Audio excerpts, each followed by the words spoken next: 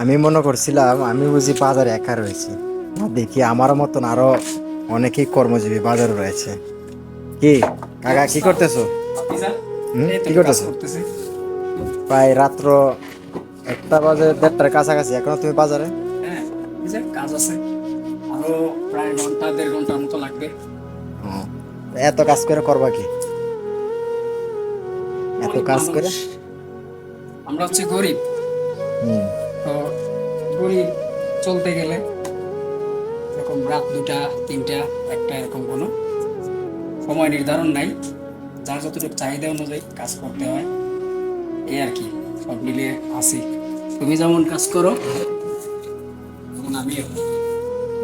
সবচেয়ে বড় কথা হলো আমরা গরিব যারা আছি কাজ করে খেতে হবে। রাত্রটা ফ্যাক্টর না, রাইট। ফ্যাক্টরটা হলো কাজে। ইয়েস। বৃক্ষ তোমার তরুলতা ফলে পরিচয় না হলে ব্যবহার করে দেখতে হবে। আজকে তুমি কাজ করতেছো পরে জন্মের সুখের জন্য নাকি? ইয়েস। ওইটাই তো। তো 1:30 বাজে যাইতেছে, বাসায় যাও গিয়ে ঘুমাও, কালকেও তো ইনশাল্লাহ ওইটা করতে পারবো। আছি ঘন্টা খানিক। আরো ঘন্টা কানে। হ্যাঁ, শেষ করে যাইতে হবে। করো বাবা, তুমি করো, আমি দোকান আড়াই আইছি, আমি বাড়িতে চলে যাব। চলে যাই।